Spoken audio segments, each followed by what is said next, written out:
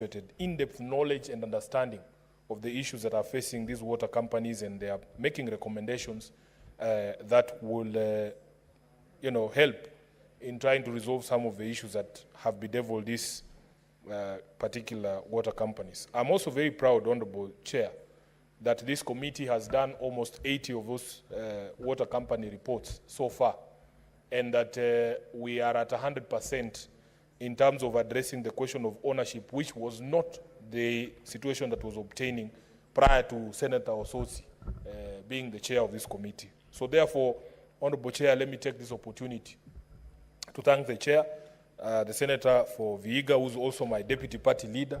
These are some of the things that Kenyans have come to expect from the very high quality leadership from the Orange Democratic Movement. And we are setting the pace for other committees, Honorable Chair. Honorable Chair, allow me to address two things that have been raised by the committee, and they have had the chair make various references to the situation with water in Nairobi County. The first one, Honorable Chair, is the question of non-revenue water. And I know that from the discussions before that committee, Nairobi County, or the Nairobi Water and Sewerage Company, is one of those companies with the highest non-revenue water. And various reasons have been cited. Honorable Speaker, in very simple terms, non-revenue water is revenue that somehow leaves the company but is not billed, and the county does not receive money, or the company does not receive money, for that water. And one of the issues that have been cited is dilapidated infrastructure. Truth of the matter is, here in Nairobi, the water and sewerage infrastructure that we are operating on has been stretched beyond its capacity. And as the chair said, we are still relying on the original water and sanitation infrastructure when the city was actually built by the Mzungu.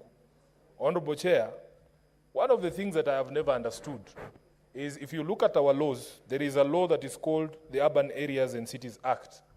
This law, under sections 5 and 6, provides for a framework of cooperation between the national government and the county government, and especially the city county of Nairobi, recognizing the unique position of Nairobi City County amongst the 47 counties. This uniqueness arises from many things, including the fact that Nairobi City County is the capital of the Republic. It hosts the diplomatic headquarters of many countries. It also is a seat of government. Many national government institutions are actually situated here in Nairobi. Honorable Speaker, under that act, the expectation was that in the realization of the uniqueness of Nairobi, the national government would support development of heavy infrastructure or critical infrastructure like the water and sanitation infrastructure. But this has never happened.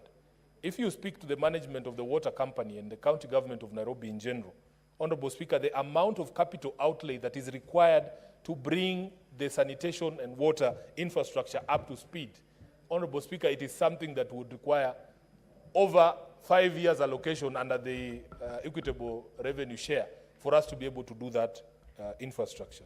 As we speak, Honorable Speaker, the existing sewage network, for instance, covers only 37 or 30% of the total square area of Nairobi County. And Honorable Speaker, as you know, these has also, the past few years, I've seen a lot of rapid development. Rapid development in terms of housing. Very many new buildings are coming up, going up to 25 floors, hosting thousands of tenants, but it has not been accompanied by the commensurate infrastructure upgrade that is required. And this is why many of our water and sanitation infrastructure is creaking. So, Honorable Speaker, I continue to call on the national government to honor its responsibilities under the Urban Areas and Cities Act to support Nairobi's development of certain critical infrastructure, including our water infrastructure, Honorable Speaker, so that we can be able to meet the needs of the people of Nairobi. Secondly, Honorable Speaker, the committee has highlighted the specter of illegal connections and what the chair has called outright corruption. There are stories we hear in this city, Honorable Speaker. Very serious allegations are made against the management of Nairobi Water City Company, the people who work there, that, Honorable Speaker, even though they told us that there is this program of equitable distribution of water across the city, that there are unscrupulous people within the company who are even themselves merchants of water, people who own water bowsers, who are aware of the distribution schedule, who will make sure that, Honorable Speaker, the running joke is that some of them have mjengos going on, and they tell their contractors, just wacha nifunge Nairobi West, and then I'll come and see you at the hardware, Honorable Speaker. Knowing that you are shutting water supply to Nairobi West, then your bowsers are available for the people of Nairobi West to buy water from you.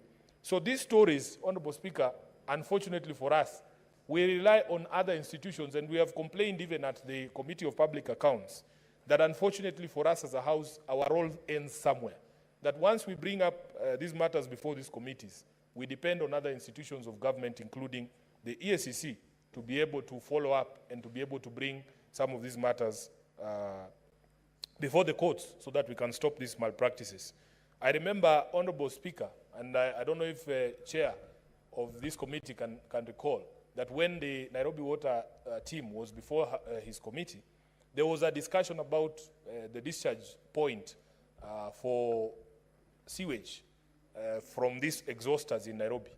And the management there could not tell you on average or in a day what are the identities of the trucks that have delivered or have discharged this morning.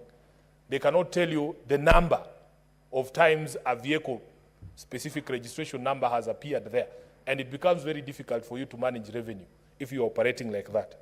So, Honorable Chair, if we do not focus on this question of illegal connections and corruption within our water companies, we are doing nothing. And by the way, I used to think that cartels, for instance, in water, are shadowy figures who you cannot point out. Honorable Speaker, the people doing illegal connections are known within our communities. It is the inefficiency of the water companies that supports the existence of these cartels. Because the people there, especially in the informal settlements, have come to realize that the suppliers down there who have made illegal connections somehow provide a more reliable service than the water company itself. So if these issues are not addressed, Honorable Speaker, then we will not be doing anything.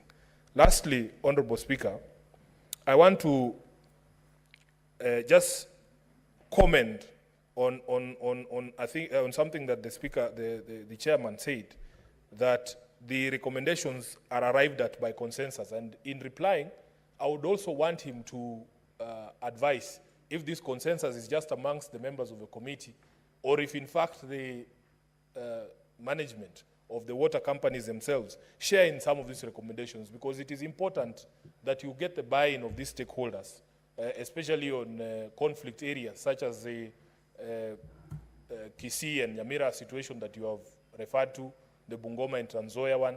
If there is no commitment from those stakeholders to resolve those problems, there's not going to be resolution of those problems. So therefore, Honorable Speaker, I want to thank the committee. I thank them for the support that they are rendering to all these entities for them to be able to improve. At the end of the day, Honorable Speaker, what the people of our counties expect is reliable water supply. If you look at the statistics, the people who in this city have access to water 24 hours are less than 40%. The rest of us, Honorable Speaker, we have to play pata potea with our water supply. And this is a situation that is not acceptable. And we have to call out the management of these companies. We have to call out the management of our counties to ensure that this is done. Nairobians have waited for so long, Honorable Speaker, because, you know, there's a project that we were following very closely on the Northern Collector Tunnel that was supposed to add an additional 170,000 cubic meters of water to our daily supply, which would have helped because we are running a deficit of over 200,000 cubic meters of water every day. We need to be updated on the situation with the Northern Collector Tunnel and all the other water projects that the people of Nairobi have been waiting on, so that we are able to assuage the situation and as well in the other counties. With those many remarks, Honorable Speaker, I thank you and I support the position that has been taken by the committee. Thank you, Senator Sifuna. I was really hoping that when you were talking about the honeysuckers, and you have informed the House that they discharge their sewer in rivers, and we have that problem. Senator Cherargei.